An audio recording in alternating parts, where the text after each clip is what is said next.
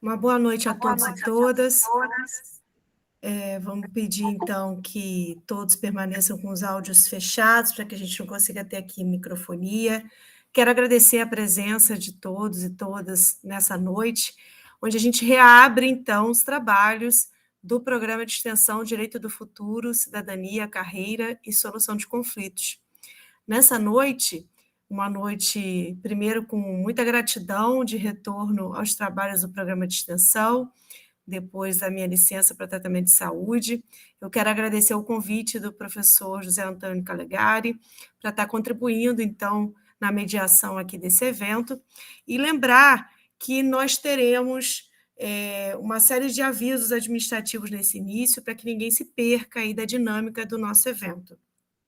Antes de saudar, então, a mesa, né, ao doutor Vinícius e ao professor Calegari, eu quero solicitar que vocês avisem aí aos colegas que a gente já está online, porque essa é uma fala que é importante a ser ouvida, que é a fala dos professores José Antônio Calegari e Vinícius Teixeira do Carmo. O doutor Vinícius veio aqui trazer, então, essa prática da audiência trabalhista para nós. Então, é importante que os nossos colegas, que são muitos inscritos, 98 inscritos, também já estejam aqui entrando pela sala. Mas eu não vou enrolar muito, não. Eu quero só dar 2 avisos administrativos. O primeiro é que nós temos uma confirmação de presença, então eu vou colocar aqui ao final do evento, mais para o final do evento, um link para que vocês cliquem e confirmem, mas a gente pede muito também que vocês entrem no formulário, que é um outro link que a gente vai estar fornecendo, para que se manifestem quanto ao evento, né? Façam suas críticas, suas sugestões de novos temas, porque o programa de extensão ele é feito a muitas mãos, né? Dos voluntários, dos bolsistas, de nós, professores, vários professores junto ao programa de extensão, e o que a gente quer é engrandecer e acrescer aquilo que é dado dentro da teoria da graduação e da prática da graduação. Então, sem mais delongas, o título do tema que a gente vai estar tratando hoje é Audiência Trabalhista, aspectos práticos das audiências presenciais, telepresenciais e híbridas. E a gente conta com a participação e a organização desse evento do nosso docente do Departamento de Direito da Universidade Federal Fluminense, o professor José Antônio Calegari, doutor em Ciências Jurídicas e Sociais pela UF, professor adjunto na UF Macaé. Mas, a convite do professor José Antônio Calegari, a quem a gente já agradece a participação, teremos na noite de hoje o doutor Vinícius Teixeira do Carmo, o juiz do trabalho e que atua junto à primeira vara do trabalho de Macaé. Temos certeza que teremos aí uma noite muito proveitosa, de muito ensinamento. Como essa organização é a do professor Antônio Calegari, eu passo a palavra inicialmente a ele, para que ele inicie as suas considerações iniciais e depois passe a palavra para o doutor Vinícius. Obrigada a todos.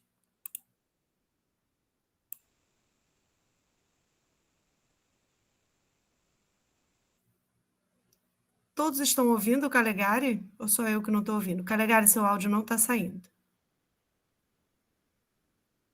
Não. Ué.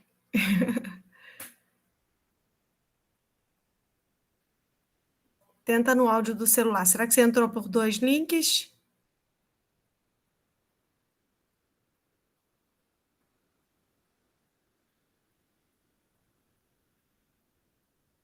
Então sai e entra de novo, Calegari, que aí eu já vou dando uma adiantada, mas você só não encerra, né?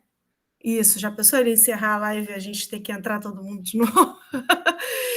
Quero deixar mais um aviso aqui, pessoal. Nós já temos um outro evento, na verdade, temos 3 do programa de extensão, já previamente agendados.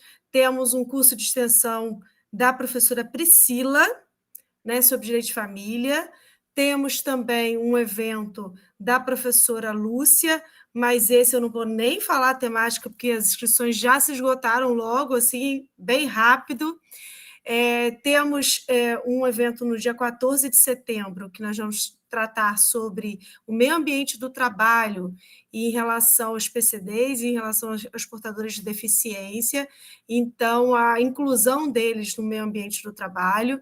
Então, é um evento bem interessante, em que a gente traz aí os estudos do grupo de estudos de minorias e vulneráveis. Então, façam as inscrições já estão abertas.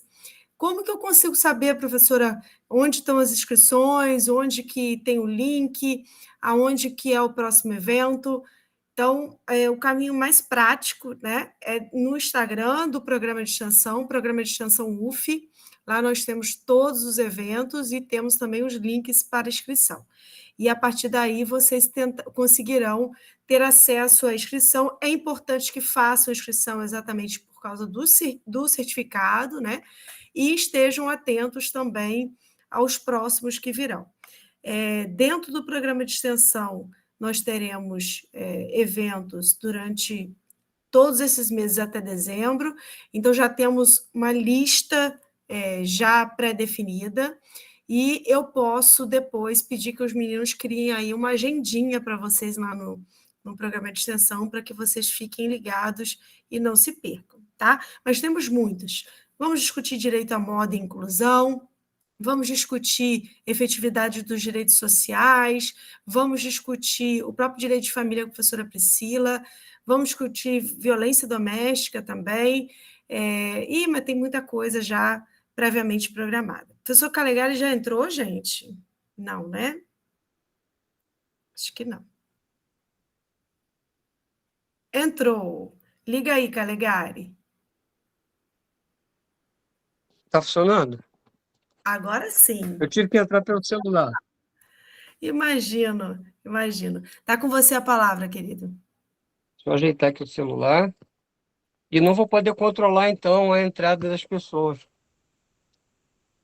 Estou controlando aqui. Dá para entrar, dá para controlar. Boa noite, então, a todos também. Antes, quando nós pensamos na audiência trabalhista, presencial, telepresencial e híbrida, a gente que acompanha no dia a dia dos tribunais, e eu, particularmente no TRT da primeira região, tenho acompanhado muito essa questão de queda, e justamente o que aconteceu aqui agora. Então, essa introdução da tecnologia no processo me levou a refletir da importância da gente tratar desse tema hoje.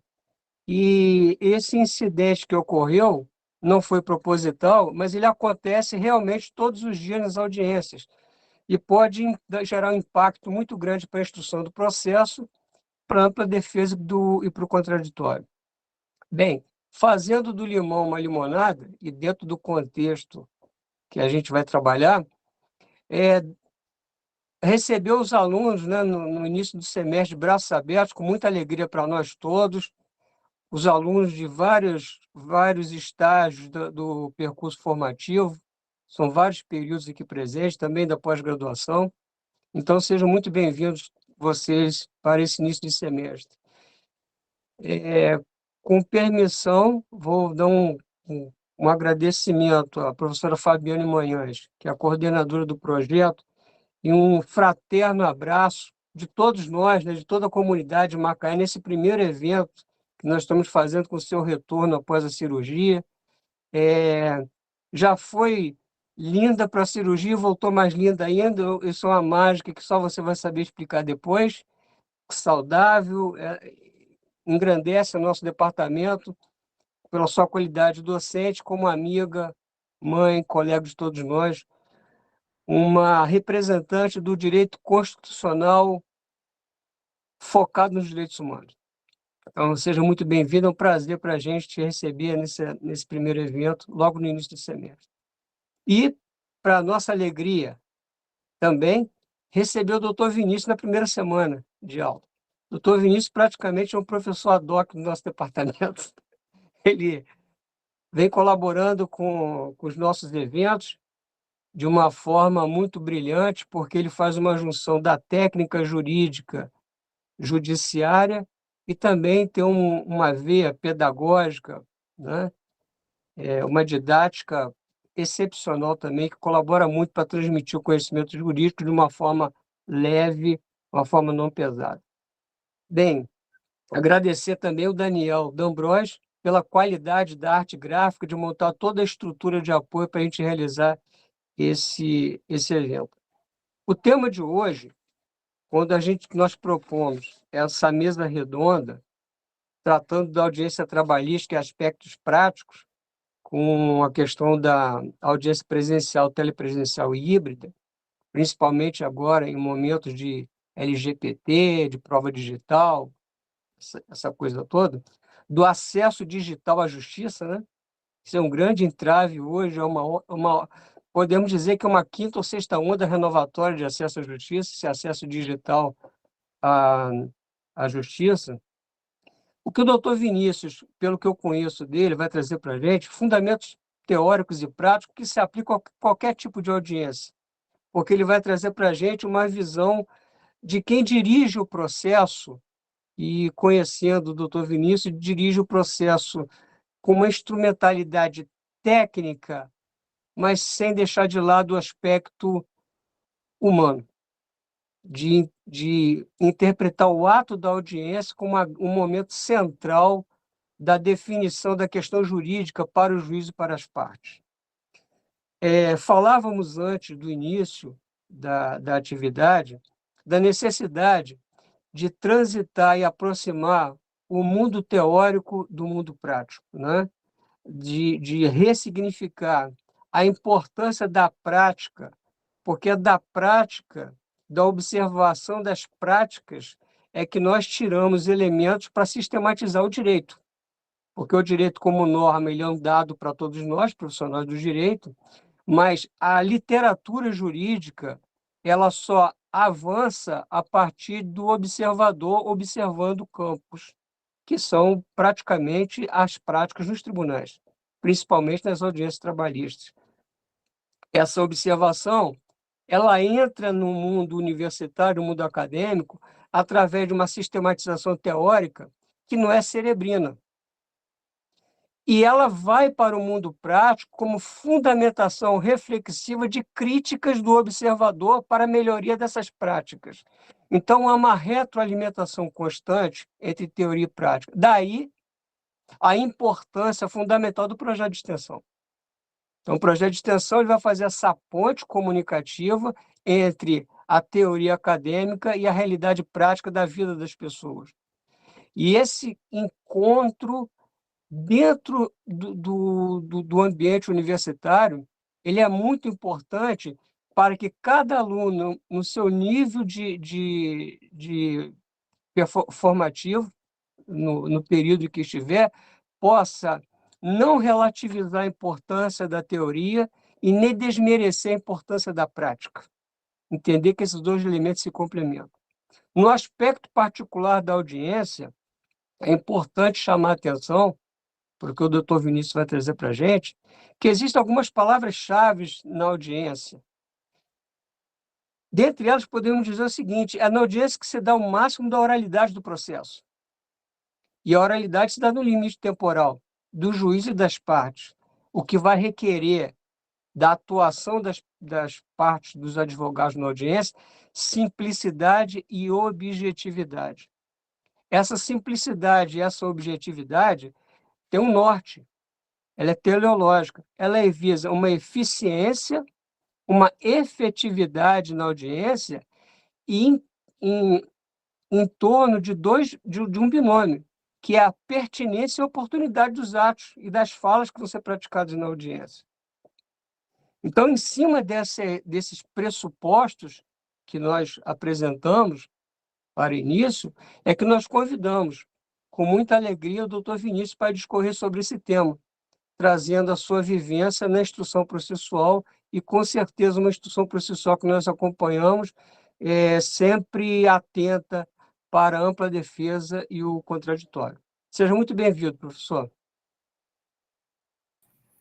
Professor Calegari, professora Fabiane Manhães, muito obrigado pelas palavras introdutórias, parabéns pela iniciativa também, e obrigado por me terem honrado com o convite. Fico muito feliz de estar aqui mais uma vez, na instituição que também é minha casa, onde também eu concluí meu mestrado. Eu tenho ainda o meu e-mail IDUF, então estou absolutamente em casa, com colegas discentes também, com colegas educandos, e sabendo que esse é um momento que tem sido rico cada vez que eu venho.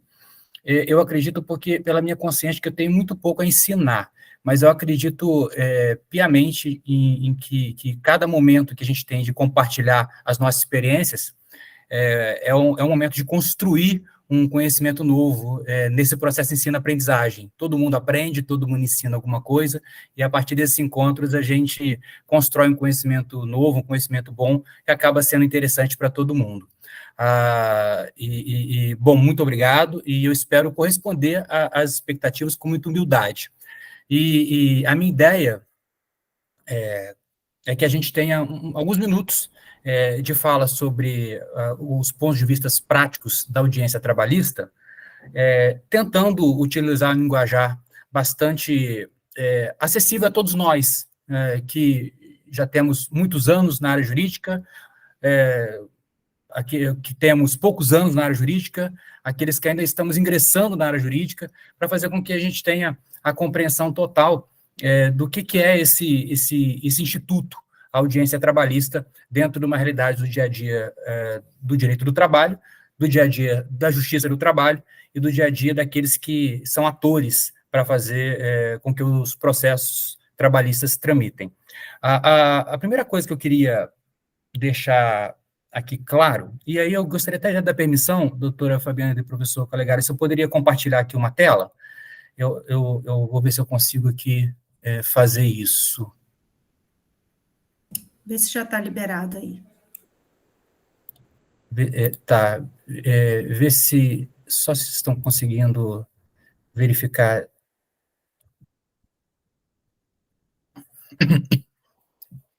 Acho que sim, né? Sim, é só colocar em tela cheia. Certo. Acho que assim, sim, será que isso consegue? Não, mas dá com certeza. Então tá ótimo, assim tá ótimo. Eu trouxe essa foto, que não é essa foto, esse desenho, né, que não é meu, eu citei até a fonte aí embaixo, na academia a gente tem que ter, inclusive, esse cuidado, para que a gente tenha uma ideia prática do que a gente está falando. O que seria uma sala de audiência trabalhista presencial ou híbrida.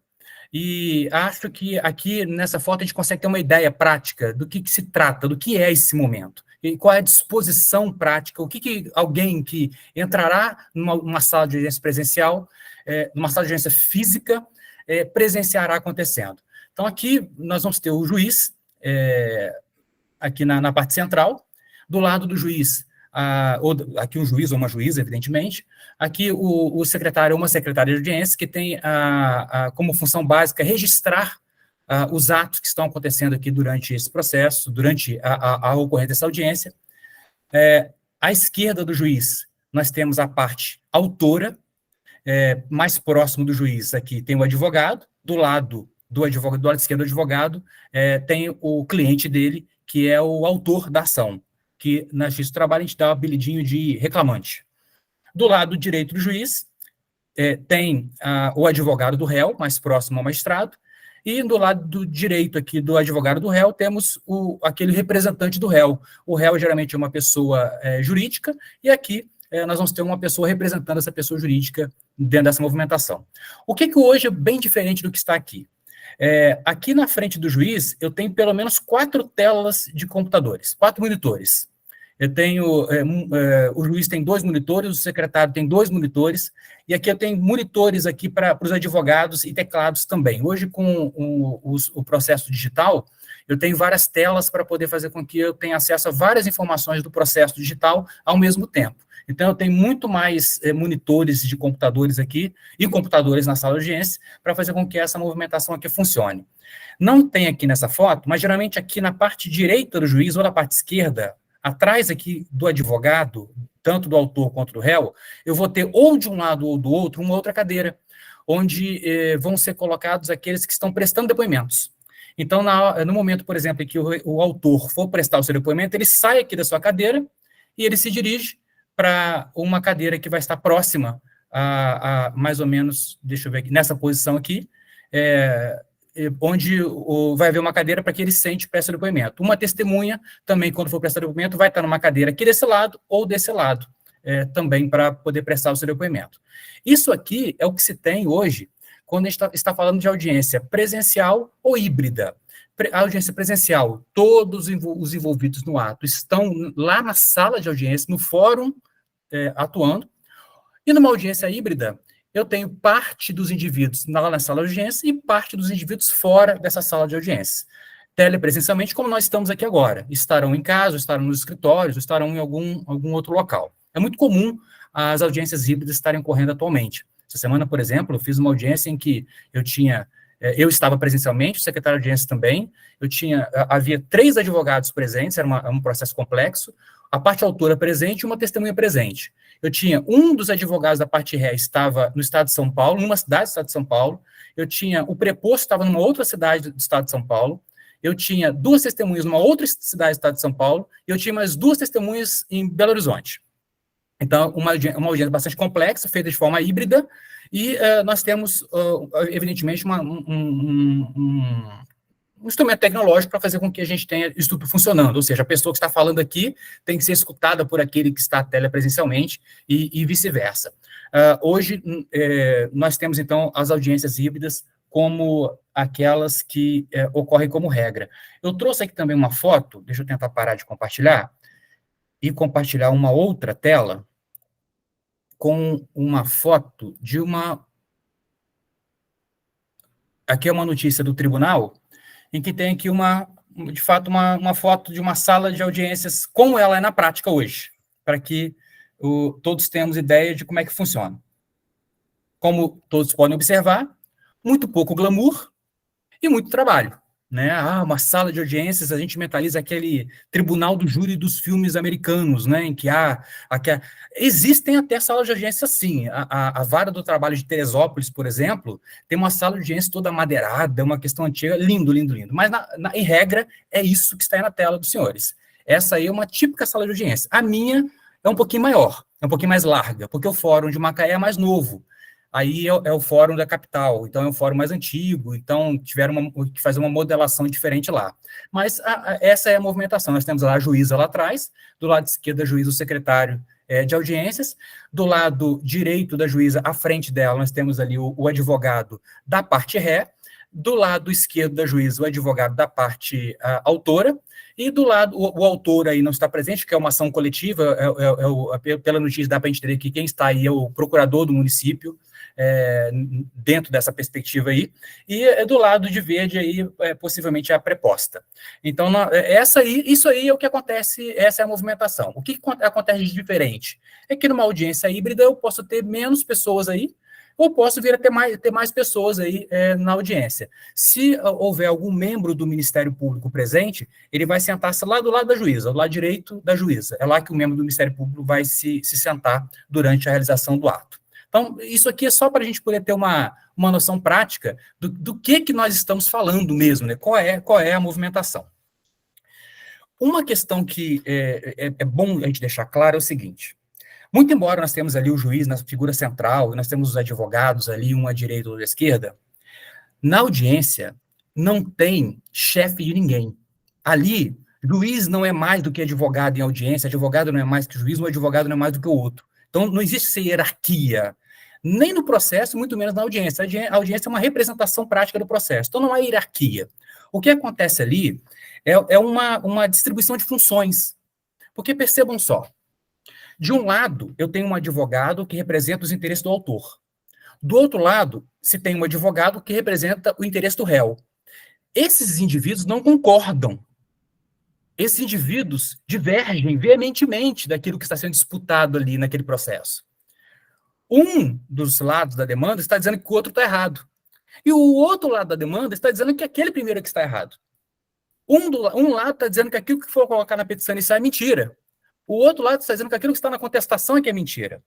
Então, olha que confusão que ia dar se não tivesse uma terceira pessoa, imparcial, equidistante, desinteressada de quem está certo e errado naquele momento, para poder coordenar os trabalhos. Essa é a função do juiz. A função do juiz é apaziguadora, é estar ali, gente, vamos aqui fazer o processo caminhar, vamos aqui fazer com que as coisas caminhem bem. Eu sei que os senhores divergem, eu sei que os senhores não querem o bem um do outro, eventualmente, mas fato é que aqui é um ato que precisa acontecer, precisa ter ordem para acontecer. E quem vai buscar a compreensão para que as coisas aconteçam bem, para que os atos aconteçam regularmente, é o magistrado. Então, ele não tem a palavra final, ele só tem uma palavra de coordenação. Ali, o patrono fala sempre que precisar falar, o outro patrono fala quando precisa falar, e o juiz fala quando precisa falar. E ali o juiz tem essa função de coordenar os trabalhos pelo simples motivo, percebam só, não é porque ele sabe mais, nem porque ele é melhor, mas pelo simples motivo porque ele não tem interesse na causa. Porque quem está ali litigando quer muito vencer. E quem quer muito vencer a causa acaba, eventualmente, se descontrolando em suas atitudes e precisa de alguém para tentar ali colocar uma certa organização na movimentação. É só isso. Não há melhores e não há piores. Não há mais importantes e menos importantes daquela movimentação. Todo mundo é parceiro para fazer a coisa acontecer. A segunda coisa muito importante é o seguinte. Professora Fabiane, professor Calegari, nós estamos há muito tempo nesse ramo. Então, se a gente chega numa sala de audiências hoje, para a gente é a nossa casa. A gente não tem problema com aquele indivíduo, com aquele ambiente. Aquele ambiente ali é a extensão do nosso lar. Porque eu passo, o segundo local onde eu passo mais tempo fora da minha casa é dentro da sala de audiência. Hoje eu cheguei, às 8h30 da manhã, eu estava lá atendendo advogados, depois emendei 22 audiências, terminei no final do dia, falei, vou embora mais cedo, porque eu tenho que ir em casa tomar banho, porque eu tenho compromisso hoje lá, telepresencial. Mas, quando eu não estou em casa, eu estou dentro da sala de audiência. Então, a sala de audiência é um ambiente no qual eu me sinto muito à vontade, eu não tenho receios da sala de audiência.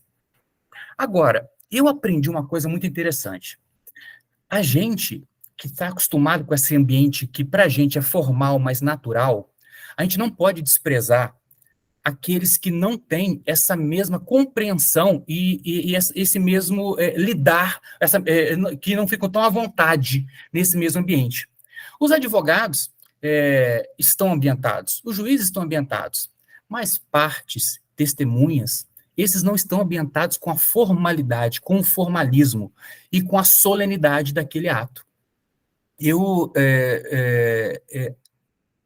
tive uma visão que me fez compreender essa perspectiva quando eu precisei fazer uma cirurgia há um tempo atrás. Eu precisei operar o meu joelho, e aí eu tive que ir para o centro cirúrgico.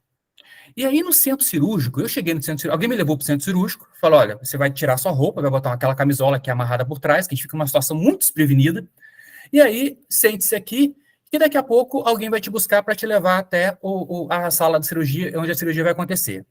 Eu sentado ali, eu via pessoas passando ao meu redor com uma naturalidade, como se o centro cirúrgico fosse um negócio natural para todo mundo à vontade, o pessoal passando, e aí a enfermeira dando medicamento, o médico passando, olha, aconteceu, eu preciso de ajuda aqui, e a coisa acontecendo numa naturalidade, ninguém parecia estar ali. E eu estava numa situação de fragilidade tão grande, porque eu não sabia o que ia acontecer comigo daqui a alguns instantes. Eu não sabia se eu cruzava o braço, se eu colocava a mão, eu não sabia se eu podia ficar sentado, se eu cruzava a perna, se eu precisasse ir ao banheiro, para quem que eu pedia, quando eu vi pegar, eu estava perdido naquela situação, porque aquele ambiente não era natural para mim, eu não sabia nada de nada ali. Naquele momento eu compreendi o que as pessoas passam quando chegam dentro de uma sala de audiência, quando chegam dentro de um fórum. As pessoas não sabem o que podem falar, não sabem onde podem sentar, como tem que se portar, o que podem falar, onde pode falar, quando não podem falar, se precisarem ir ao banheiro, vai quem que pede na hora da audiência. É a mesma situação. Enquanto todos nós estamos ali fazendo a coisa na maior naturalidade, o juiz, o advogado, o secretário, tem pessoas que estão ali na única vez na vida que estarão dentro do Poder Judiciário, que não dormiram a noite anterior de preocupação com aquele momento, que tiveram dor de barriga naquela manhã, antes de ir para o fórum com medo do que ia acontecer. Alguns acham que vão sair de lá presos. A compreensão que se tem. Por quê? Por causa da formalidade do ato. Então, há que se ter uma preocupação, e isso os educandos precisam ser exortados. Porque amanhã, as senhoras e os senhores hoje estão na cadeira acadêmica, amanhã estarão no fórum comigo todo dia. estarão naturalizando essa formalidade, essa solenidade. Nós estaremos, e há pessoas que vão com os senhores lá, que serão seus clientes, que serão atendidos pelos senhores como juízes e juízas depois também, como membros do Ministério Público, como servidores, que não estarão habituadas com essa realidade formal e precisarão ser orientadas, precisarão se sentir queridas, precisarão se sentir protegidas naquele momento. Então, eu acredito piamente que uma boa advogada e um bom advogado é aquele que abre a porta para o cliente, é aquele que apresenta a solenidade de uma maneira tranquila para o seu cliente, é aquele que diz, olha, a senhora pode sentar-se aqui, fique tranquila, se precisar de uma coisa, fale comigo. Olha, esse é o magistrado, quando ele precisar falar com a senhora, ele vai falar. Se ele falar alguma coisa, é só responder diretamente, ele não tem preocupação, ele é uma boa pessoa. Mesmo que não seja, diga que é uma boa pessoa, tranquilize seu cliente. Um bom patrono é aquele que protege o seu cliente daquele momento de fragilidade, é aquele que explica o que vai acontecer. Olha, numa audiência é assim, assim, assado, o juiz vai falar com o senhor, depois ele vai falar com a testemunha.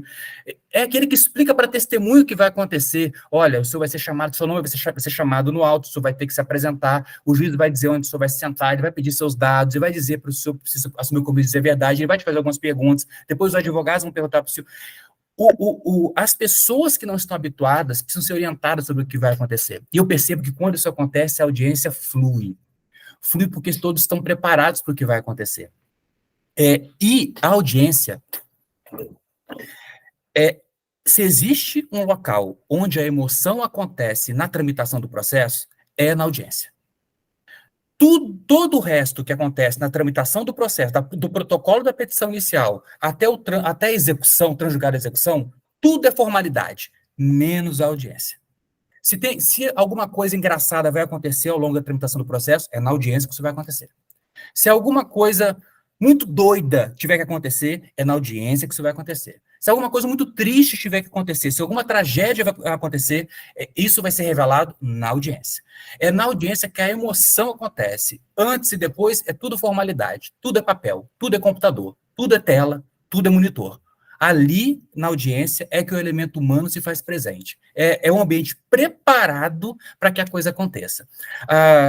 Assim, eu preciso começar a anotar as histórias, porque eu fico imaginando assim, o que eu vou poder relembrar de questões práticas? Fico me lembrando, eu estava rindo aqui com a minha mulher agora há pouco, lembrando de algumas coisas que eu estava pensando em contar aqui. Então, assim, são muitas situações diferentes, ainda mais agora com o ambiente telepresencial, em que, percebam só, uma audiência telepresencial é exatamente o que está acontecendo aqui agora.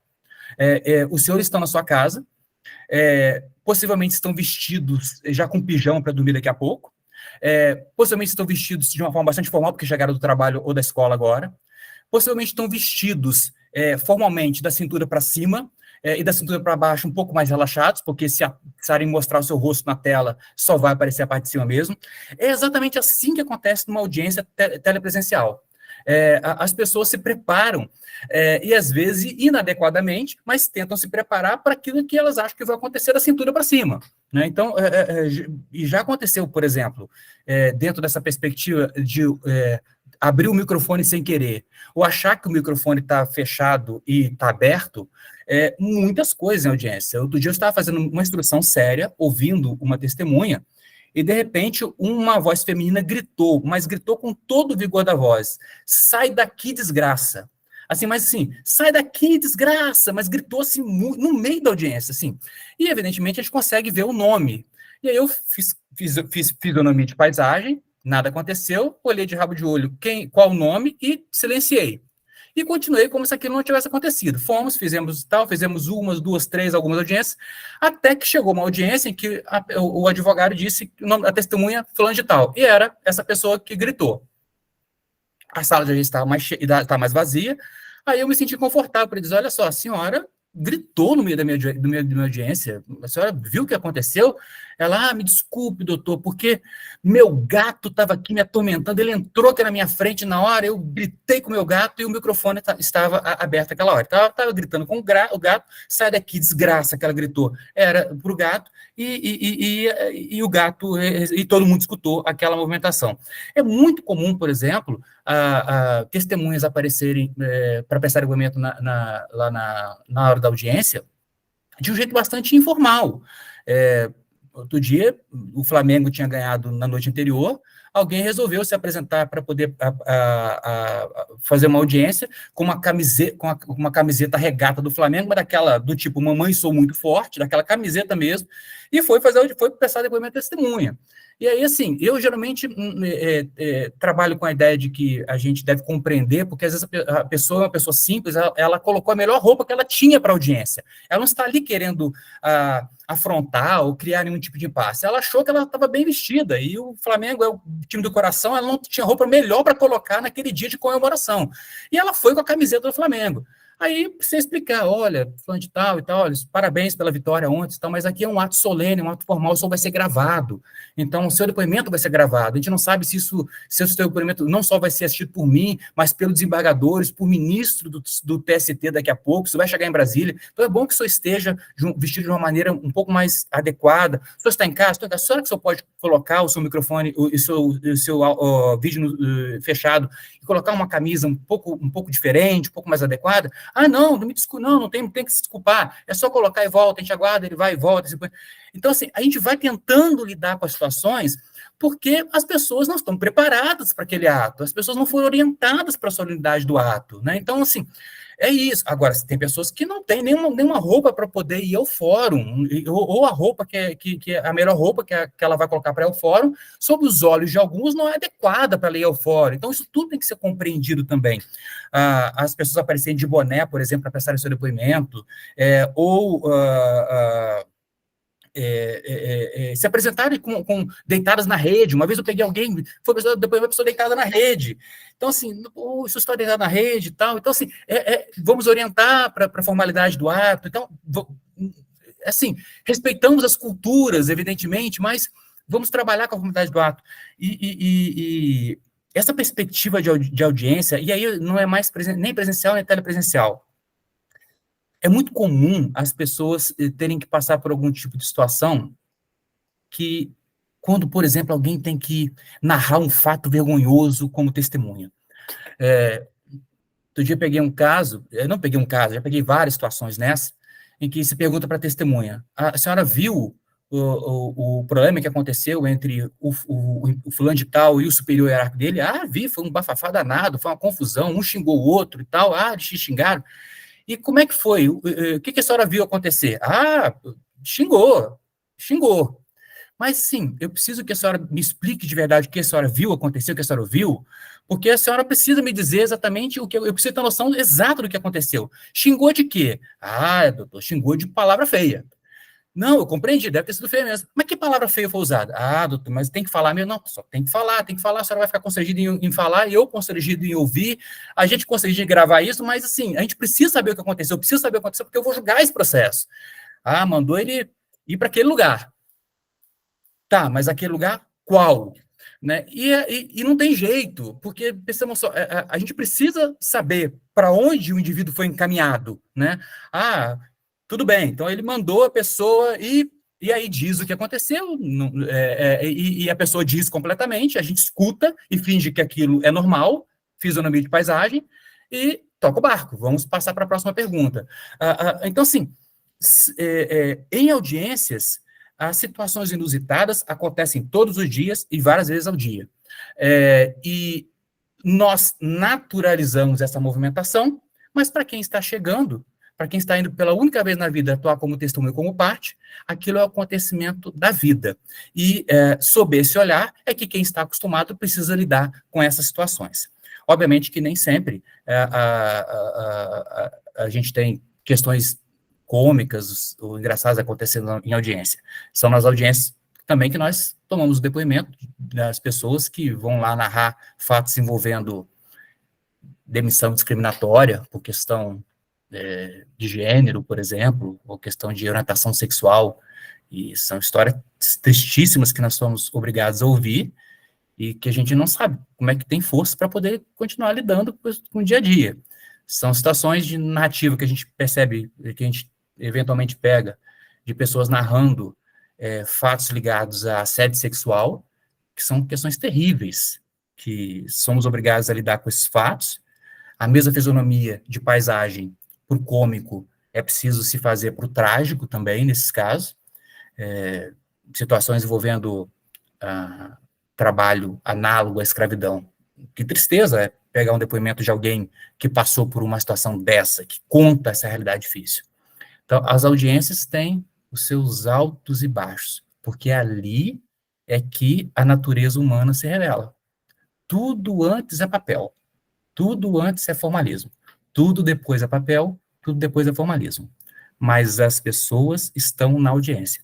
E é isso que os senhores vão enfrentar quando estiverem na prática. É isso que os senhores vão lidar quando passarem a escutar as histórias e terem que defender seus interesses, os interesses dos clientes, perante o Poder Judiciário em audiência, ou atuando a audiência, durante a audiência, coordenando os trabalhos como magistrado ou magistrada, ou postulando como membro do Ministério Público.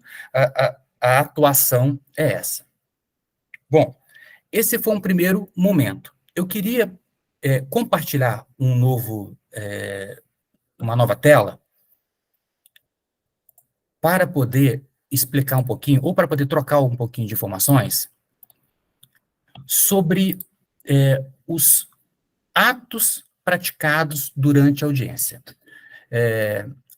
Eu não vou ler letra de lei, porque aqui o compromisso é que tenhamos aqui um bate-papo mais prático, mas eu gostaria que as senhoras e os senhores entendessem agora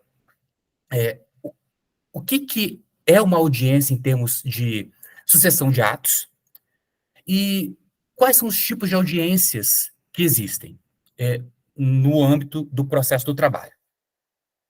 Aí, na tela, senhores, nós temos aí o procedimento ou a sucessão de atos que ocorrem dentro de uma audiência. Esse procedimento aí foi criado na década de 40 pela CLT. É aquele que existe desde então. Então, vejam só. Uma audiência trabalhista nasceu para acontecer tudo isso aí. Desde chama as partes para audiência, o juiz vê o processo, tenta conciliar, lê a petição inicial, a parte apresenta a defesa, a parte autora apresenta a réplica em relação à defesa, o juiz decide sobre as preliminares arguídas, produz a prova oral, ouvindo as partes, testemunhas do perito, depois as partes apresentam alegações finais, o juiz faz a tentativa número 2 de conciliação e o juiz profere o julgamento na audiência. A audiência trabalhista nasceu para ser assim, lá em 1940. Só que em 1940, nós tínhamos uma outra realidade de demandas. Hoje, nós temos demandas muito mais complexas e um número muito maior de audiências. Por exemplo, hoje eu fiz 22 audiências, só hoje. Amanhã eu tenho outro tanto desse. Essa semana eu estou fazendo um total, acho umas 70 audiências do total na semana, mas hoje 22, amanhã acho que mais umas 20. Se nessas 22 de hoje eu tivesse feito tudo o que está aí, que todos esses atos tivessem sido realizados nessa mesma audiência, numa audiência, em cada uma audiência das 22, eu não teria chegado à metade delas até agora, às quase 8 da noite. Não seria possível. Então, uma audiência que nasceu para ser una, ou seja, uma audiência que nasceu para ser única, ou seja, tudo acontecer no mesmo ato, no mesmo dia, no mesmo momento, ela passou a ser partida ao longo do tempo, para que nós tivéssemos condições de otimizar o tempo. Então, hoje em dia, eu tenho audiências que são mais curtas, porque menos coisas acontecem em cada uma delas. Eu vou explicar o que acontece em cada uma delas aqui, sob o ponto de vista prático. Quando, então, as partes vão participar de uma audiência, como é que acontece? Primeira coisa, chegou o horário da audiência, que era marcado, faça o pregão, ou seja, faça o chamamento das pessoas para participarem. Audiência de tal hora, processo número tal, autor fulano de tal e réu fulano de tal. E essas pessoas, então, entram na sala de audiência, seja na sala de audiência presencial, ou seja, na sala de audiência telepresencial, como nós temos aqui agora, se apresentam com seus advogados, o secretário de audiência, então, toma o nome e a qualificação de quem está presente, e, então, o juiz abre o processo. Teoricamente, lá na década de 40, o processo de trabalho foi feito para que o juiz tivesse contato com a petição inicial lá na audiência.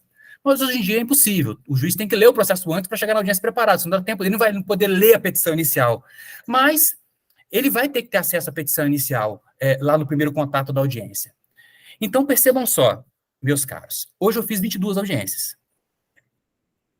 Se cada autor escrever uma petição inicial de 100 páginas, como é que eu leio 100 páginas em alguns poucos minutos antes da audiência começar, ou a audiência tendo começado há pouco?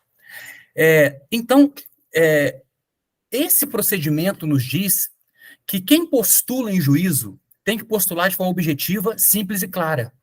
Então, a gente não tem que falar muito, a gente tem que falar o necessário para que o magistrado tenha logo a compreensão do que está supleteando para que a audiência ocorra de forma rápida.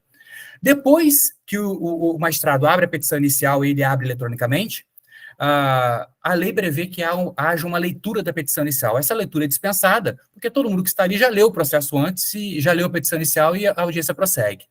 Depois, a lei diz que depois que a petição inicial é apresentada, abre-se a oportunidade de a parte ré apresentar sua defesa.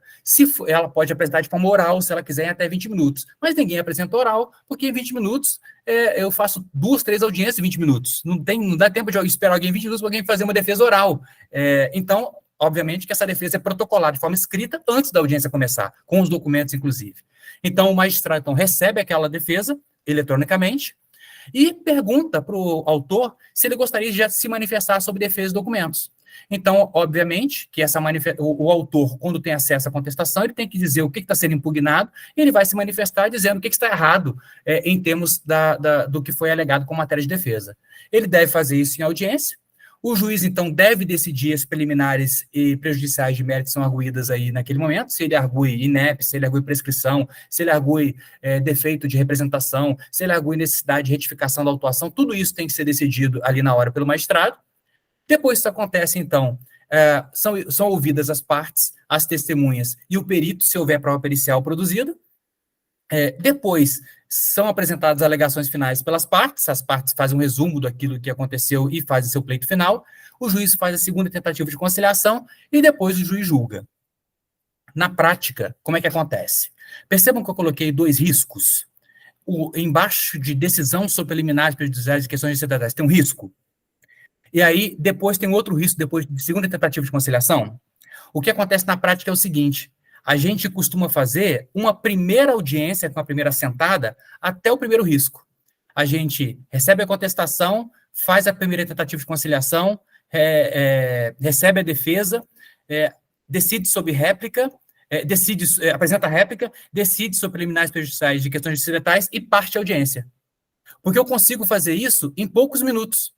Aí eu marco por uma data futura uma outra audiência com um pouco mais de tempo para eu poder ouvir as partes, receber as alegações finais. E aí eu faço a segunda proposta de conciliação, eu parto de novo e sentencio no gabinete, fora da audiência.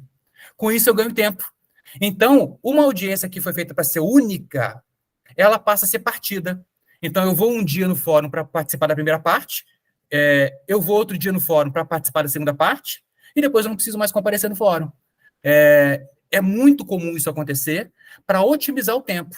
Porque o que eu consigo fazer? Eu consigo marcar umas 10 audiências que vão da primeira, só essa primeira parte, porque eu faço rapidamente. E eu marco um número menor de audiências daquelas que eu preciso ouvir testemunhas e partes. Então, eu vou fazer menos audiências, mas as audiências vão durar mais tempo. Isso é a chamada audiência partida. A audiência inicial é aquela que pega só até a decisão sobre preliminares, e a audiência de instrução é aquela que pega das oitivas das partes até a segunda tentativa de conciliação. Só para adequar aí a movimentação. Caminhando para o final, professora Fabiane e professor Zé Antônio Calegari, só mais 2 coisas que eu acho essenciais,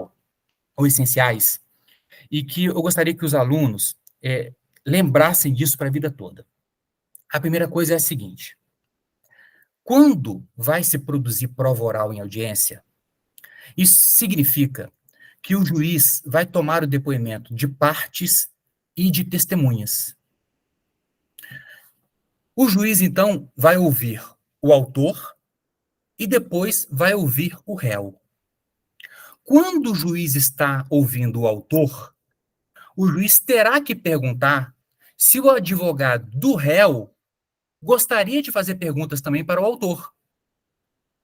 E quando o juiz estiver fazendo pergunta para o réu, ele precisa perguntar para o advogado do autor se ele gostaria de fazer perguntas para o réu. Por que é que o juiz não pergunta para o advogado do autor se o advogado do autor gostaria de fazer perguntas para o autor. E por que que o advogado do réu não pergunta para o advogado do réu se ele, advogado do réu, gostaria de fazer pergunta para o réu? Por que que eu estou dizendo isso? Porque isso, de vez em quando, acontece. E, meus caros, é uma vergonha para os formados em direito quando isso acontece. Porque, às vezes, o advogado do autor pergunta para o juiz se ele poderia fazer perguntas para o cliente dele. E o advogado do réu pergunta para o juiz se ele gostaria de fazer perguntas para o seu cliente, o réu. Por que que isso não pode? Porque a gente faz pergunta para outra pessoa, ou um advogado vai ter o interesse de fazer perguntas, porque o objetivo do depoimento é buscar a confissão. E buscar a confissão é fazer com que o outro, é buscar fazer com que o outro responda alguma coisa que não é do seu interesse, que é contra o seu interesse. Então, ora bolas, para que o advogado do autor quereria fazer perguntas ao autor, se o objetivo de fazer pergunta é levar o autor a responder alguma coisa que não lhe interessa, que é contrária ao seu interesse, contrária ao seu direito? Por que que o advogado do réu gostaria de fazer perguntas para o réu, se o objetivo de fazer perguntas é fazer com que o réu se contradiga, fazer com que o réu confesse alguma coisa que não é do seu interesse? Então, fazer esse requerimento, meus caros, é um erro muito grave, muito grave. É um erro de falta de compreensão do que se está fazendo ali, naquele momento. É o erro de compreensão sobre o significado da tomada do depoimento. Então, esse é um equívoco que a gente nunca pode ter. Então, o depoimento da parte só toma o advogado da parte contrária. Porque é o advogado da parte contrária que tem interesse em fazer com que a parte confesse um fato que não é do seu interesse, um fato contrário ao seu direito. E o advogado do autor, se ele tiver que falar alguma coisa com o autor, ele não vai perguntar para o autor, ele vai dizer na petição. Ele vai dizer em nome do autor o que o autor tem que dizer. Ele não vai perguntar para o autor dizer alguma coisa. Então, esse é um ponto muito importante. A gente não pode cometer esse equívoco prático, porque é um equívoco teórico. A gente está falando da conversa entre academia e prática, né? Isso demonstra uma falha acadêmica muito importante. É mais do que uma desatenção. Então, esse é um primeiro ponto. O segundo ponto é o seguinte. A audiência é o momento mais temido por todos aqueles que estão iniciando na carreira, inclusive juízes. Eu me lembro, nas minhas primeiras audiências, porque como é que funciona o concurso de juiz? A gente passa um concurso, a gente fica um ano fazendo concurso. Faz prova objetiva, depois faz prova discursiva, depois faz prova de sentença, depois faz prova oral, e aí é um ano fazendo concurso, aí, depois de ser muito reprovado, a gente passa. Aí passou, tomou posse. Depois que toma posse, a gente não vai fazer audiência logo. A gente passa por 6 meses de formação. Uma parte desse tempo é no tribunal ao qual a gente está vinculado e outra parte é em Brasília, lá no Tribunal Superior do Trabalho. E aí, quando o magistrado começa a fazer audiência, ele não faz audiência sozinho. Ele faz audiência monitorado, ao lado de um outro magistrado mais experiente. E confesso para os senhores que fazer audiência sozinho com o magistrado, pelas primeiras vezes, deu um frio na barriga e foi muito difícil. Por que isso? Porque na audiência trabalhista, a gente tem que responder na hora. Se o advogado, olha só o que está lá nessa tela dos senhores e das senhoras.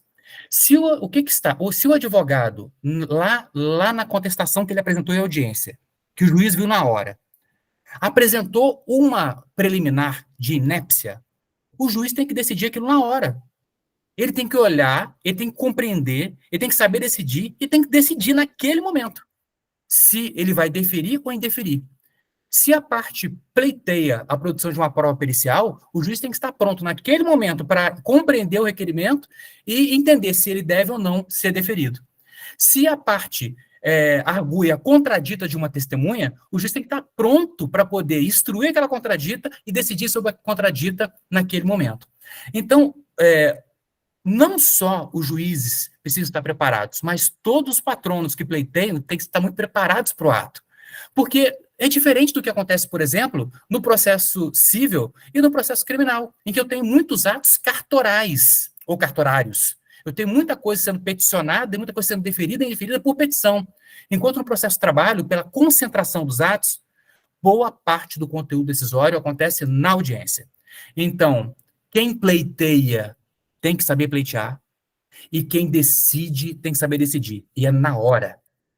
O advogado do autor pede, requer alguma coisa na audiência, o juiz, na hora, dá a palavra para o advogado do réu, para o réu se pronunciar sobre aquilo que acabou de ser requerido, que ele nem sabia que ia ser requerido, não se preparou para aquilo, ele tem que se manifestar na hora, e o juiz tem que se decidir na hora sobre aquilo.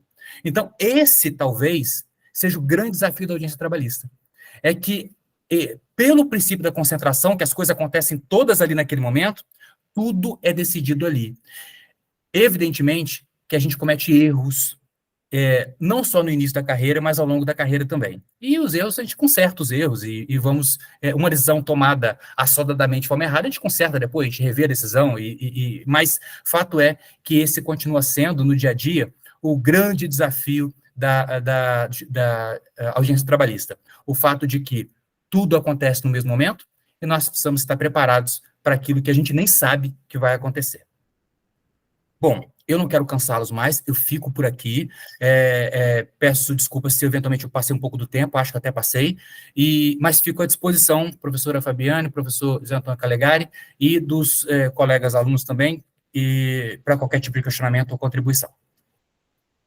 Professor Calegari, antes do senhor iniciar com a palavra, vou pedir para que perguntas, pessoal, podem ser começadas inicialmente aqui, serem colocadas no chat, mas também quem quiser ligar o áudio, fazer uma pergunta para o professor, fique à vontade, nós estamos aqui no bate-papo, né? A gente estimula essa oratória também, né, doutor Vinícius, que é tão importante na audiência, então fiquem à vontade também para fazer a pergunta também de modo oral. Podem colocar, eu já coloquei o link para que você avalie o evento, dê sua manifestação, o link de presença daqui a pouquinho já vai ser postado.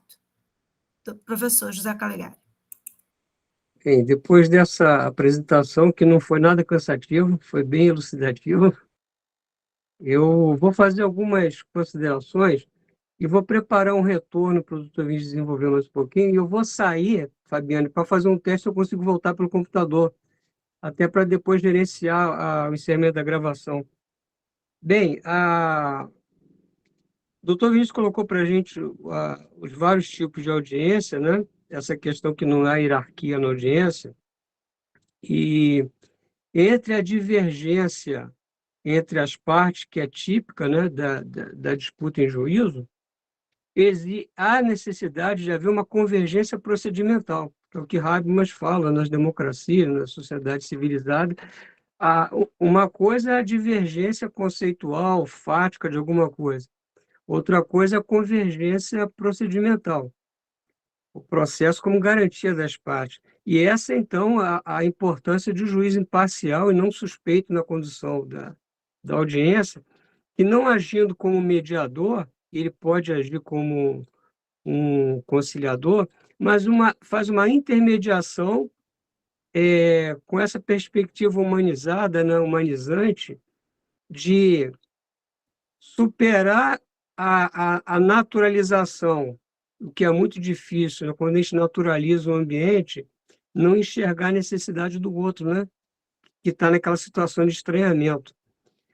E nesse processo de acolhimento das partes dos advogados, nessa humanização da audiência, o que nem sempre ocorre, né? A gente tem visto aí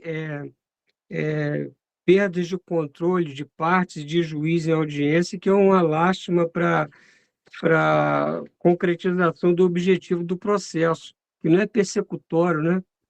A persecução, ou seja, o preceito sancionador em qualquer área do direito, ele está adstrito ao direito material. É ele que define sanções ou não. No processo, a finalidade do processo é de abertura cognitiva, né? De permitir o acesso à jurisdição e que os atos de fala sejam desimpedidos e bem ordenados. Eu tenho trabalhado muito, desde o doutorado, com a questão dos atos de fala na jurisdição. E esses atos de fala seguem uma ordem lógica, procedimental, para que o juiz possa, a partir da argumentação das partes, da narrativa das partes, das testemunhas, formar uma convicção e um domínio sobre os fatos, porque o domínio do direito ele já tem, né? O juiz conhece o direito. Ele precisa que ser subsidiado de argumentos sobre a veracidade dos fatos, ou sobre a verossimilhança dos fatos, quando muito, né? E aí sim ele formou um convencimento da base jurídica que ele tem.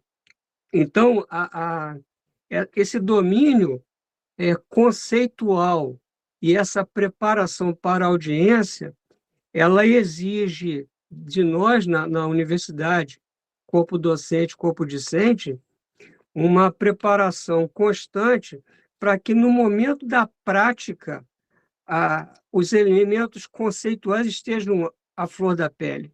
Porque, como o doutor colocou, a oralidade no processo ela tem como consequência a preclusão consumativa e lógica.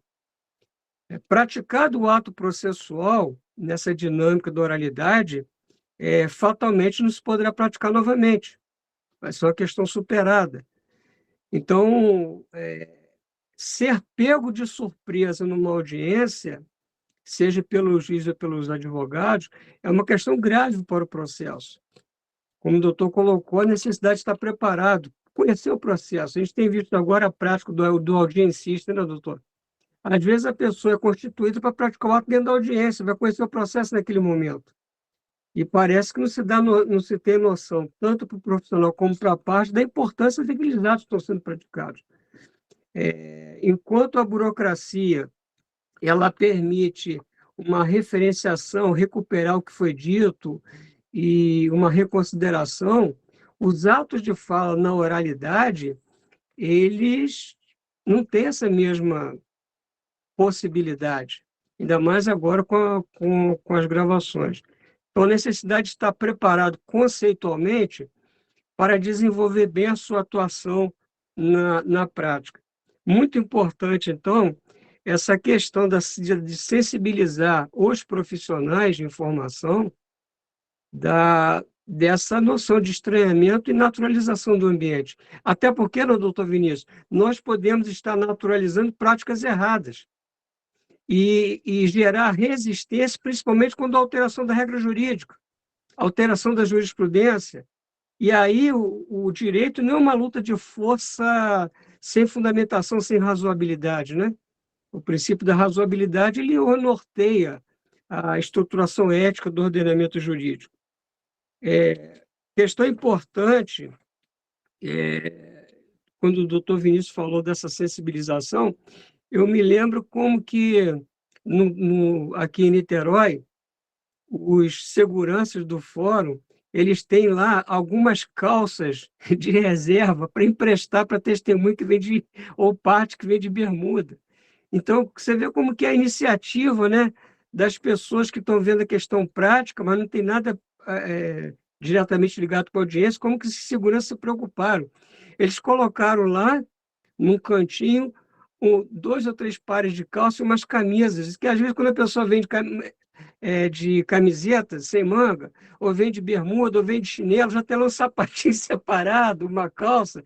Você vê a generosidade, a solidariedade de quem está observando a dinâmica prática das coisas, está preocupado com essa ambientação, com essa humanização. Essa dinâmica de separar os vários tipos de audiência, a finalidade da audiência, que o doutor Vinícius colocou para a gente, leva a gente a refletir sobre a necessidade de se frequentar, desde do banco escolar, mesmo sem o compromisso do estágio formativo, as audiências. Frequenta as audiências, porque vai ser o seu local de trabalho, seja como advogado, seja como juiz. Então, quando a gente concentra demais o estudo somente na teoria e esquece de compartilhar a vivência na prática, nas fases mais avançadas do concurso, você perde o concurso porque está muito teórico e pouco prático. Por exemplo, prova de sentença. A parte de conhecimento jurídico você já demonstrou nas fases anteriores.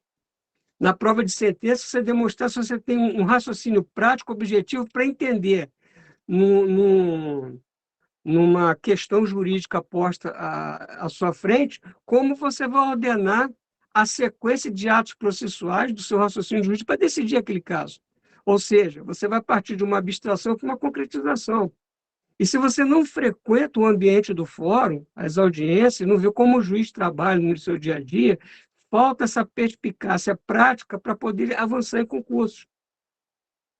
Então, eu coloco essas considerações para algumas questões, deixo aberto para o doutor Vinícius complementar em cima do que eu expus, e eu vou dar uma saída rapidinho para tentar voltar pelo computador, tá ok? Aí, se eu não conseguir, eu volto pelo celular mesmo. Doutor Vinícius, pode então fazer as considerações em relação à fala do doutor José Antônio Calegari, e depois eu passo as perguntas aqui do chat. Perfeito. Em relação a essa perspectiva, eu de fato acredito que quem está na academia não pode abrir mão de ter experiências práticas, principalmente com bons estágios. Eu acho eu tenho certeza absoluta que esse é um diferencial que quem tem condições precisa buscar. Evidentemente que as realidades são muito distintas. Então, são várias. Eu digo o seguinte: se a pessoa não sabe o que fazer da vida, faz direito. Porque as possibilidades do indivíduo se encontrar em alguma área jurídica são ilimitadas. E eu acredito, e seria praticamente impossível que alguém, nos 5 anos de universidade, pudesse ter uma experiência de prática jurídica em todas as áreas em que o direito pode atuar. Mas algumas áreas muito próximas. Então, nas cidades em que os alunos residem, estudam, tem vários fóruns. Aqui em Macaé, quem estuda em Macaé, tem vários fóruns aqui. Tem o Fórum Trabalhista, tem o Fórum da Justiça Federal, tem o Fórum da Justiça Estadual, tem a Delegacia de Polícia Estadual, tem a Delegacia de Polícia Federal, tem o Ministério Público Federal, tem o Ministério Público Estadual. Então, assim, tem a Procuradoria do município de Macaé, tem um local, a Procuradoria do Estado do Rio de Janeiro tem aqui um local para se observar, tem as práticas jurídicas das universidades, a UF, tem o atendimento. Então, eu acredito que são vários ambientes que o indivíduo precisaria, pelo menos, fazer algumas visitas ao longo da sua vida acadêmica, para verificar na prática como as coisas funcionam. E fora que vai existir um momento da sua vida acadêmica que você vai precisar apresentar os relatórios de estágio. E eu vejo muita gente, às vezes, indo na véspera do dia que tem que apresentar os relatórios para assistirem lá 10, 20 audiências, porque não fizeram isso antes.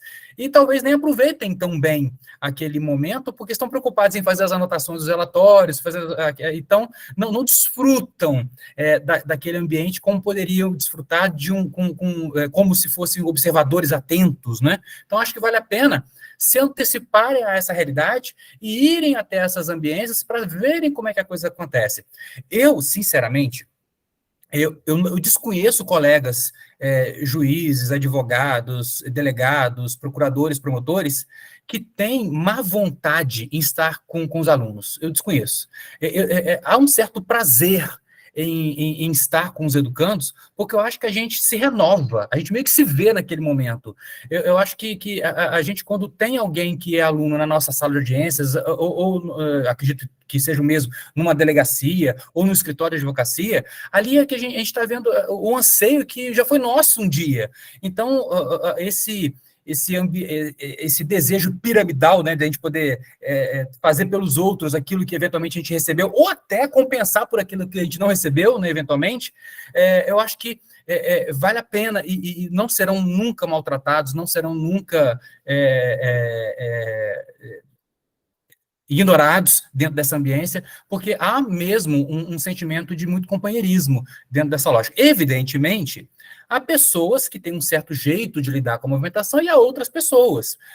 Então, pode ser que se chegue numa audiência e que o magistrado tenha um perfil um pouco mais soturno, talvez, ou um pouco mais introspectivo, e que ele conduza aquele momento de uma maneira com a qual você não esperava, Mas é exatamente com esse tipo de perfil que você vai lidar no seu dia a dia. Não é todo mundo que vai estar feliz todo dia.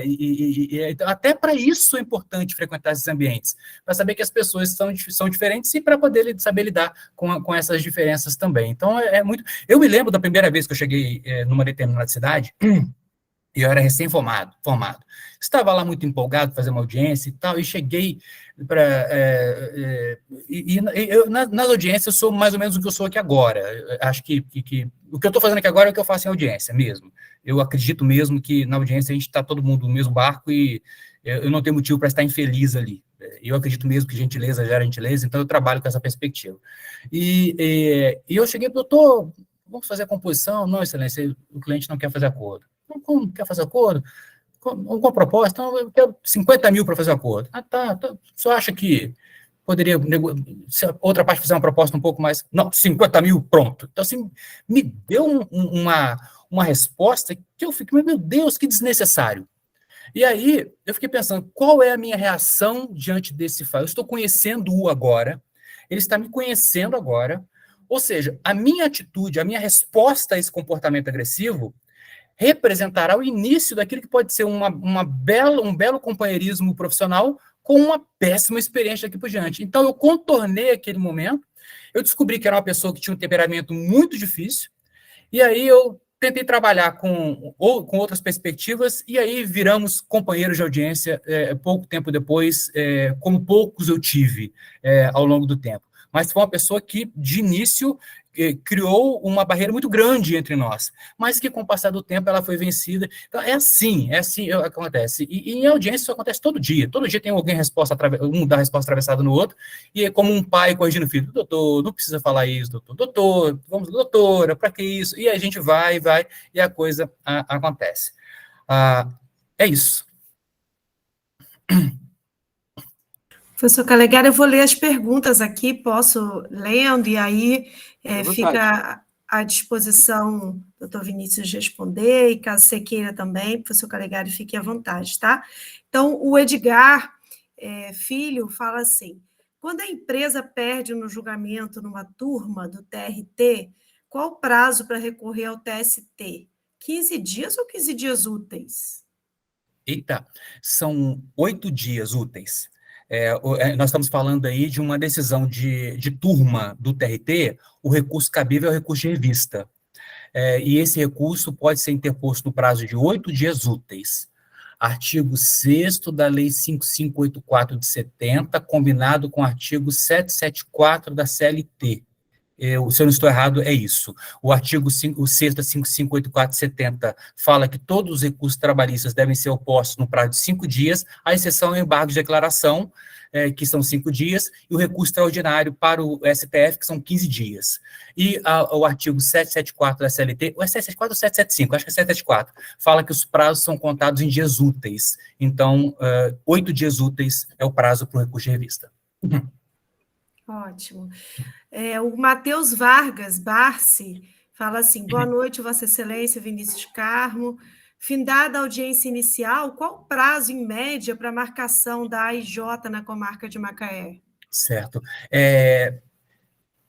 Em Macaé, em regra, nós não temos uma AIJ. Deixa eu tentar explicar o que é AIJ para quem está aí tentando se adaptar com a nomenclatura.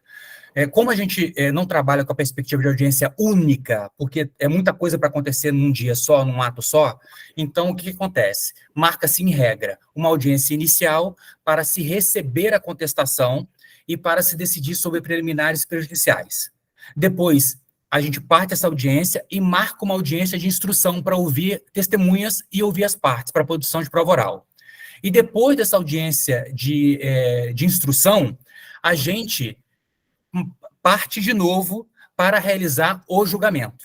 Então, alguns juízes marcam uma audiência para que o julgamento seja proferido, mas não significa que ele vai lá na vara para poder julgar naquele momento daquela audiência. Significa que ele já julgou antes, ele vai publicar a sentença dele na data daquela audiência. Mas a maior parte não faz, do juiz, eu me incluo, não faz uma audiência de julgamento. ao invés de fazer a audiência de julgamento, só faz a de instrução e depois publica no Diário Oficial a sentença, intimando as partes da sentença. Então, hoje, a gente não tem assim, um prazo de uma audiência de instrução e julgamento. Nós temos um prazo entre a audiência inicial e uma audiência de instrução. E aí, depende da vara. Por exemplo, eu hoje fiz audiências iniciais. As que eu tive que remarcar, eu remarquei para a metade do ano que vem. Não, para maio do ano que vem. Então, hoje, a minha vaga para audiência de instrução está para alguns meses à frente.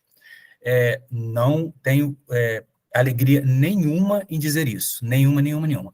Mas hoje nós estamos passando por uma dificuldade muito grande no Tribunal Regional do Trabalho do Rio, porque o concurso para juiz do trabalho está em tramitação, e só vamos receber os colegas novos no meio do ano que vem. E nós estamos com 67 cargos abertos. Nós estamos com 67 juízes a menos no tribunal. Isso faz uma diferença tremenda. Quase 70 juízes a menos são juízes que estão fazendo falta, principalmente em comarcas pesadas, como a de Macaé. As comarcas, as 3 varas do trabalho de Macaé são as varas que têm o maior movimento processual de todo o estado do Rio. Então, assim, a gente julga mais de 1.000 processos por ano cada juiz facilmente. Então, a gente faz uma quantidade de sentenças muito grande em relação a outras cidades também. Esse é o nosso desafio aqui. Informação importante aí para os alunos que vão pensar aí na área, que vão se especializar, né, doutor Vinícius? Exato. Porque é uma demanda pesada, né? Impressionante. A professora Fabiana, é muito pouco glamour e muito trabalho. Na verdade é essa. A gente pensa na vida do magistrado como se fosse alguma coisa eminentemente glamurosa. Eu não vou dizer que é algo sofrível, porque não é. Se for sofrível, ninguém aguentava. Não é sofrível. É prazeroso pela missão que se tem e pelo trabalho que se tem. E a estrutura de trabalho é muito boa também, não dá para fugir disso. O Poder Judiciário oferece condições para os magistrados e os servidores trabalharem em termos de infraestrutura. Isso eu não posso reclamar, e isso eu tenho elogios, inclusive Macaé, enfim, temos estrutura para trabalhar. O que a gente tem, falta é material humano. Então, a gente tem uma força de trabalho que não está adequada à demanda, e a gente tem um pouco de dificuldade para isso. Então, agora, aqueles alunos e alunas que quiserem ser meus companheiros juízes no futuro, por favor, reforcem essa convicção, porque espaço para o trabalho sempre há. E é incrível que sempre sobram vagas nos concursos que são realizados, né? Com certeza. O Guilherme Fernandes Ferreira pergunta assim: boa noite, doutora. A CLT indica que no rito sumaríssimo há apenas uma audiência. Na prática, há 2 audiências também para processos que se enquadrem no rito sumaríssimo? Isso. A CLT fala que quando eu tenho ações cujo valor da causa é de até 40 salários mínimos, elas devem tramitar essas ações, por terem um valor menor, com prioridade. E aí, a própria CLT, para forçar essa prioridade de tramitação, diz que, quando se marcar uma audiência, tem que se fazer tudo aquilo que a gente viu numa audiência só. O grande problema, como eu disse, é que essas disposições seletistas, elas são de um tempo em que eu tinha muito menos demandas e tinha matérias menos complexas do que eu tenho hoje.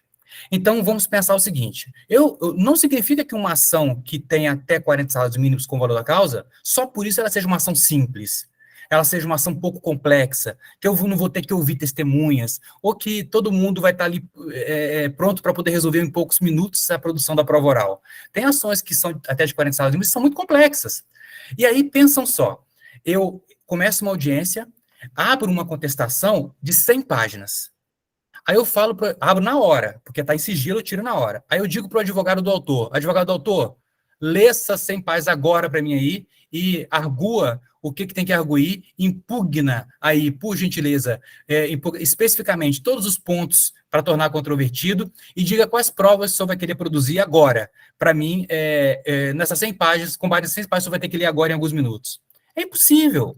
É impossível. Então, há que se ter uma análise criteriosa, porque, às vezes, na busca de fazer com que o processo tramite muito rápido, nesse caso, eu vou estar fazendo uma má gestão processual. Eu não vou dar tempo do advogado ver direito o que tem que ver, ele vai postular de forma equivocada, eu não vou ter condições desse direito, eu vou decidir de forma equivocada. Então, às vezes, é melhor partir essa audiência, e a gente marca para algum tempo depois. Agora, quanto tempo depois? Aí vai depender do que a vara tiver disponível para poder fazer a audiência de instrução. Mas respondendo aí a pergunta do Guilherme e agradecendo pela pergunta, sim, a lei prevê que tem que ser uma audiência una e única no sumaríssimo, mas na prática ocorrem necessidades de nós partirmos dessa audiência para que todo mundo venha para uma audiência de instrução mais preparado.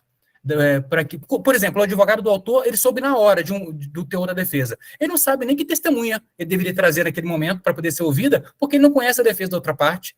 Então, às vezes, o advogado, excelência, eu queria um prazo para poder me manifestar sobre essa defesa e um prazo até para ver que testemunhas eu tenho que trazer, com base naquilo que a ré está alegando na defesa. Então, na prática, a gente parte se houver necessidade. Guilherme agradece. Pessoal, quem mais tiver mais alguma pergunta, pode colocar aí pelo chat. Vou passar para o professor Então Calegari para fazer algumas considerações. Eu estou assim, extremamente feliz. Nós estamos com 47, oscila 50, é uma audiência fantástica, né, Fabiano? E vou consignar isso aí pela qualidade do doutor Vinícius e sua, Fabiano. E fico muito feliz de ver aqui alunos que já se formaram, né, estão aqui assistindo o evento. Uma coisa interessante que foi feita na pergunta aí, do prazo recursal, pessoal, é preciso a gente ter muita atenção, porque a gente estuda na faculdade vários semestres de processo civil, processo penal, processo civil, e um só para estudar processo do trabalho. Nós deveríamos ter, no mínimo, 2 semestres para estudar processo do trabalho. E é uma coisa, sobrecarga gigantesca para ministrar processo do trabalho. Mas que há um equívoco muito grande de se analisar o processo do trabalho a partir do CPC. O caminho é o inverso. Nós devemos conhecer a regra do CPC, da CLT, e em caso de lacunas, omissões, pelo artigo 769, nós vamos aplicar o CPC naquilo que for compatível. Então, os prazos processuais da CLT são específicos. E aí surgiu com o CPC de 2015, o artigo 15, que aplica o CPC na omissão, é uma coisa que é uma quase que teratologia normativa. A regra subsidiária determinando como se aplicar a regra principal. Quem tem que autorizar a aplicação do CPC é a CLT, né? Porque o processo lá é o processo do trabalho. Mas viu como é que está o sistema normativo, que o próprio CPC diz quando é que aplica o CPC na CLT. Mas o caminho é o inverso. Conhecer a estrutura, os princípios do processo do trabalho, os prazos, os atos processuais, para depois aplicar de acordo com a compatibilidade dos institutos do CPC. Eu me lembro, doutor Vinícius, a questão da audiência de julgamento. Eu estava dirigindo uma vara, e aí era uma audiência, o juiz fazendo um julgamento na audiência. E aí a parte era um médico que estava de muleta, porque ele só tinha uma perna. E ele foi ficando enfurecido com a sentença sendo proferida naquele momento, porque ela estava sendo contra ele, e ele levantou, girou a muleta e jogou em cima do juiz. O juiz se jogou no chão para sair da muleta, a muleta pegou no crucifixo que estava lá, caiu a muleta do crucifixo, e a parte caiu no chão e fraturou, machucou a cabeça, viu aquela poça de sangue na audiência. Então, audiência de julgamento, e outro caso foi quando o juiz ele estava instruindo, foi para o julgamento, e do outro lado era um lutador de jiu-jitsu, e aí começou a chamar a turma do jiu-jitsu lá, aqueles advogados e tal, foi todo mundo que montou de lutador de jiu-jitsu entrando na audiência para intimidar o juiz acionou a segurança do tribunal e foi todo um montão de segurança. De um lado, um monte de marombados gigantes, todos de segurança, tudo magrinho. Parecia uma batalha campal.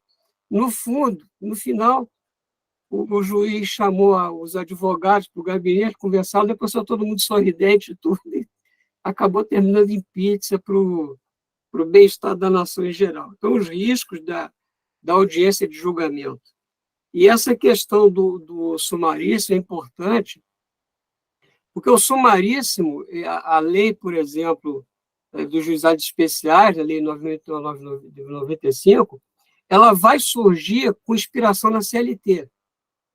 Né?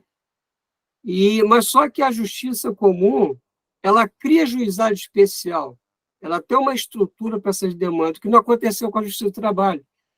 Foi criado o procedimento sumaríssimo, só que o juiz trabalhista ele recebe ações civis públicas, ações civis coletivas, demandas de ações coletivas com 3.000, 4.000, 5.000 substituídos processuais, ações civis públicas gravíssimas, que entram na estatística do juiz como um processo único, mas, na verdade, é a coletivização de milhares de interesses subjetivos, que, posteriormente, vai virar uma execução individual autônoma, que, em certos casos, cai por prevenção para o juízo.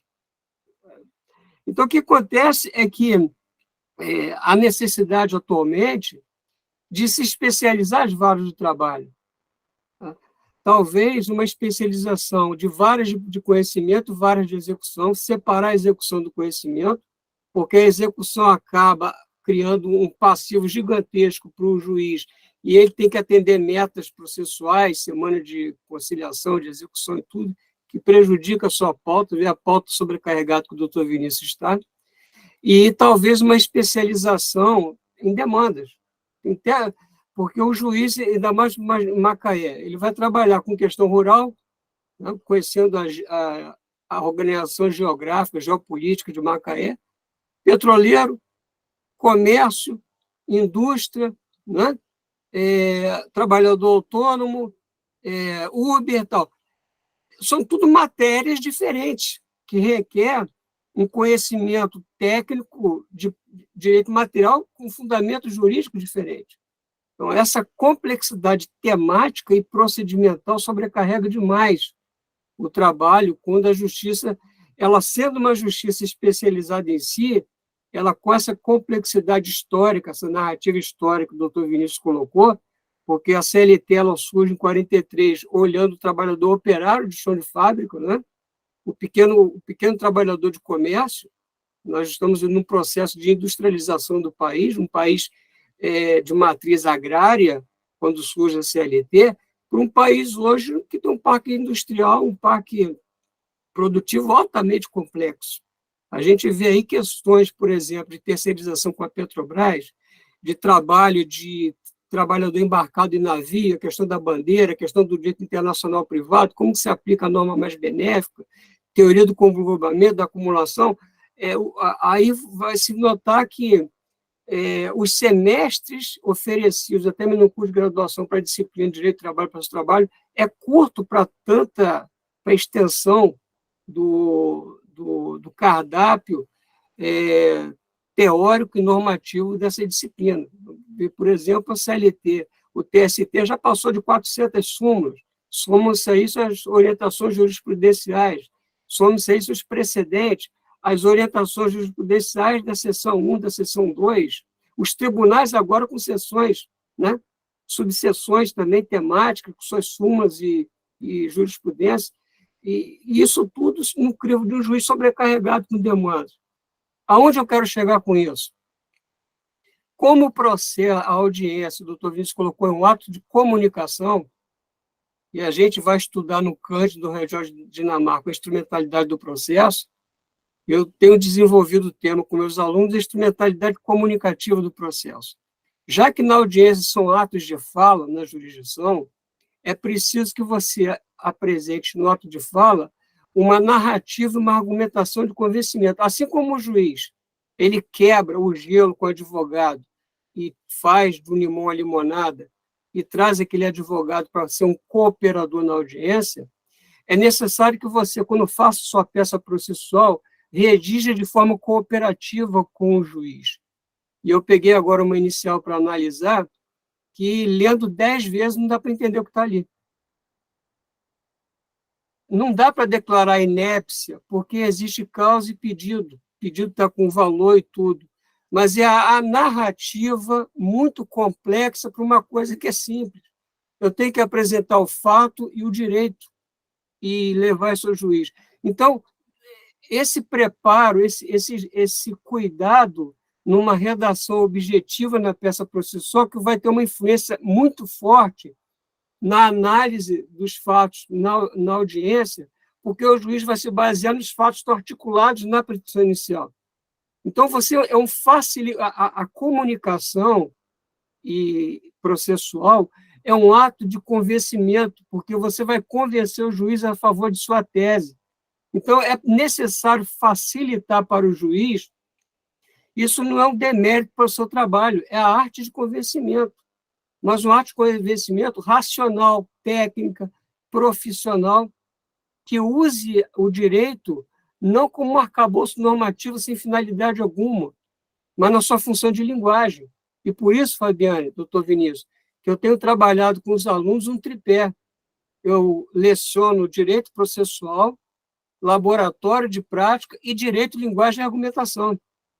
Então, essas 3 disciplinas se comunicando para que cada vez mais o nosso aluno se forme como advogado, um futuro juiz, um promotor, um advogado, com essa noção comunicativa do processo, né?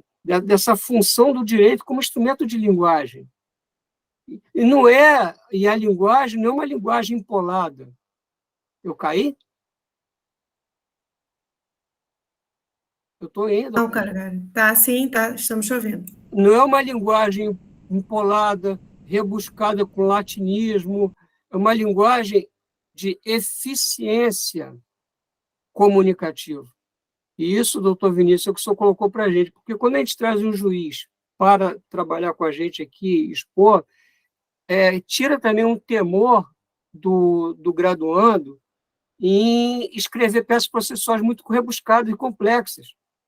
E quando você olha, é igual na vestimenta, Fabiane, a gente tem as peças básicas que a gente veste, e depois que você tem uma segurança com as suas peças básicas, aquilo que o doutor o dress code de uma audiência, você começa a ornamentar, mas sem excesso, menos é mais. Então, como é que eu faço uma ordenação básica que vai ter resultado numa audiência? O que eu preciso na petição inicial? Narrar fato, certo? Um breve resumo do fato, com a fundamentação jurídica e uma argumentação que ligue o fato à consequência jurídica pretendida, que é o pedido. Bem, em cima disso, é lógico que vai surgir uma questão mais complexa, por exemplo, acidente de trabalho, assédio sexual, assédio moral, em que é necessário eu contextualizar, eu trazer uma tese para tentar apresentar um distinguish, né, para o juiz não estar vinculado a uma jurisprudência vinculante. Mas esses elementos, eles entram na petição inicial de uma forma bem fluida, sem que o ornamento atrapalhe a essência, porque o juiz, na audiência, ele não precisa do floreamento, da perfumaria. O juiz ele precisa, na audiência, de chegar ao ponto, que é a questão de fato, porque ele não precisa de ordenamento de perfumaria jurídica, porque já tem a formação. Então, é essa sensibilidade que a gente está tentando desenvolver, trazendo, né, Fabiane, a prática com a teoria com a prática, para que cada vez mais nós levemos para o mundo prático profissionais com essa sensibilidade de purificar a prática jurídica com o mínimo ornamento e o máximo de essência. E a essência processual é o domínio do fato, né, doutor Vinícius? Quem domina o fato, domina a causa. Desde que o juiz ele saberá aplicar o direito. Com certeza. Eu passo, então, para o doutor Vinícius para as suas considerações finais, para que a gente aí vá encaminhando ao final. Eu acho que não ficou nenhuma pergunta faltando, eu acabei caindo aqui um minutinho, mas se ficou, Calegari, alguma aí sem ter feito, você, por favor, dá uma olhadinha aí no chat. Doutor Vinícius. Eu agradeço muito pela paciência, pela disponibilidade, pelo convite mais uma vez. Obrigado pela temática também proposta. Certamente isso foi importante para mim mesmo. revisitando alguns temas importantes e tendo contato com a academia, que para mim é muito caro, muito importante mesmo. Obrigado, professora Fabiana, obrigado, professor José Antônio Calegari, e sempre às ordens, viu? Boa noite a todos, sucesso na vida acadêmica, sucesso na vida profissional. Obrigada, doutor Vinícius. Olha, eu quero enormemente agradecer mais uma vez, Calegari, eu vou te passar a palavra para você fechar o evento. Primeiro porque estar num evento onde nós temos juízes que muitas vezes a gente não tem tantos exemplos assim na prática, mas muitas vezes ainda se fala de um juiz inacessível. Quando a gente vê um juiz humano, com um juiz que é gente como a gente, que tem a possibilidade de estar aqui numa noite, principalmente dividindo o seu conhecimento, para nós é uma grande honra, doutor Vinícius. Então, fica aqui o agradecimento da Universidade Federal Fluminense, através do programa de extensão da universidade, para que a gente some esforços para formar cada vez mais operadores do direito humanos que exerçam o seu papel na busca da justiça, né, no caso concreto. Professor Calegari, mais uma vez, obrigada pela oportunidade de estar aqui, mais uma vez nessa parceria dentro do programa de extensão. Passo a palavra, então, para o seu fechamento. Eu vou encerrar, então, com boa noite a todos, um agradecimento enorme também aos alunos, os discentes, todos que estão aqui prestigiando, uma audiência altíssima, e assim que eu fechar minha câmera, eu vou encerrar a gravação, e fiquem depois, não saia para a gente tirar uma foto. Você consegue tirar uma foto, Isso, Diane? consigo, é isso que eu ia te lembrar. Então, vou encerrar aqui. Boa noite a todos. Pessoal, então, quem puder abrir a câmera,